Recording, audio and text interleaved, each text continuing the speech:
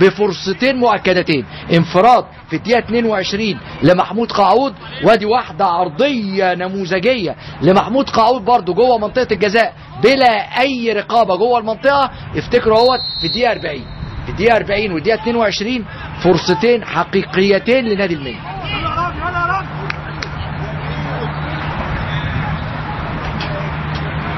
دي في شد اهو من الفانيلا من ايمن حسنين مع احمد علي، ضربة حرة مباشرة، ضربة الحرة لعبت جوه المنطقة وكرة دخلت جول وجت جول، مش ممكن احمد علي، يا هدف هدف هدف جميل يحطها تخدع الجميع كده بما فيهم حارس المرمى وتغير اتجاهها وتروح في الزاوية اليمين. احمد علي يسجل هدفه السادس هذا الموسم. يا احمد علي في الدقيقة 42 يتقدم لنادي الزمالك. احمد علي الكرة غيرت اتجاهها وبصوا الكرة اهي وده حطها في نفسه، حطها في نفسه مين؟ اعتقد ايمن حسنين، هنشوف ولا مين؟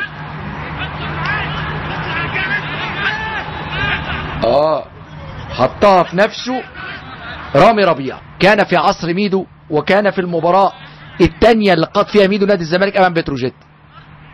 ياسر ابراهيم الغائب عن اللقاء اليوم، كانت اول مرة يرتدي فيها قميص نادي الزمالك مع الفريق الاول، كانت في عصر ميدو وكانت برضه في المباراة الثانية امام بتروجيت.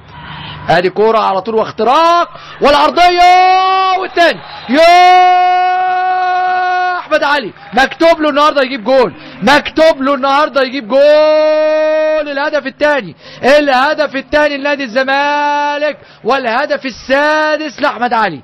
احمد علي قلنا هدفه السادس لما كانت الكرة بتاعت الشوط الاول، لكن طبعا بعد ما تأكدنا ان اللي حط الكرة مباشرة في المرمى هو رامي ربيع مهاجم فريق المنيا، قلنا لا، رجعنا تاني احمد علي لاهدافه الخمسة. ولكن انطلاقة مصطفى فتحي الرائعة، مصطفى فتحي ادي العرضية الجميلة حطها على طول، يا سلام. احمد علي بيجيب هدفه السادس هذا الموسم، 6 اهداف لاحمد علي، هو اللاعب الوحيد اللي سجل اكتر من هدف لنادي الزمالك هذا الموسم. قلت لكم نادي الزمالك 14 لاعب سجلوا له اهداف السنه دي، هو اكتر فريق سجل له كل مباريات نادي الزمالك، حتى لو بعض الوقت في كل مباراه هو مؤمن زكريا الوحيد. دي المباراه رقم 14، هي المباراه رقم 14 لمؤمن زكريا في بطوله الدوري هذا الموسم. وراه على طول عبد الشافي لعب 13 مباراه من 14. عمر اسماعيل يوسف،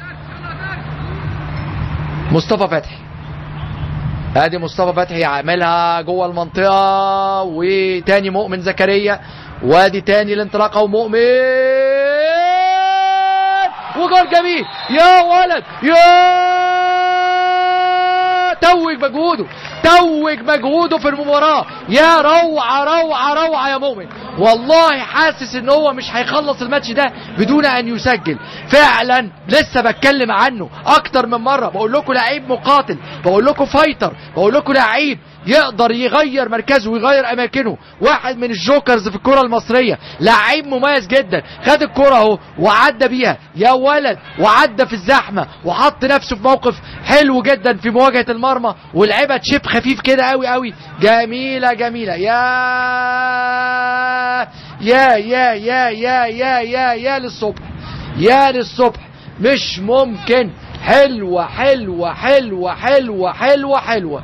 الله الله يا مؤمن، واحد من اجمل اهداف الدوري الحقيقة هذا الموسم.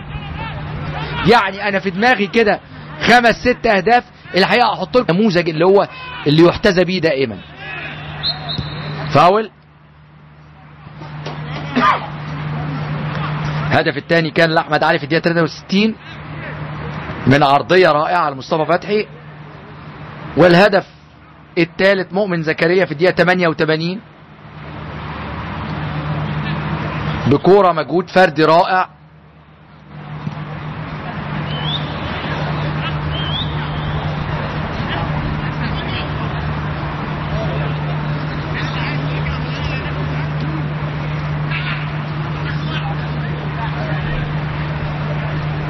ادي نور السيد 3 دقايق وقت محتسب بدل ضايع، بنلعب في الدقيقة الثانية منهم.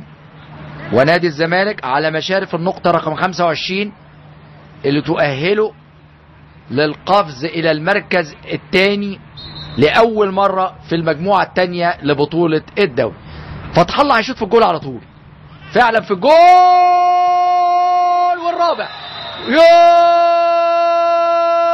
والرابع الرابع محمود فتح الله، وبيكملها عبد الشافي يحط على طول. انما روح حلوه من عبد الشافي، بيروح يعتذر لحارس المرمى كده ان هو كمل الكوره اللي وقعت من قدامه، وعبد الشافي يدخل نفسه النهارده هو ومؤمن زكريا ضمن اللعيبه اللي سجلوا اكتر من هدف.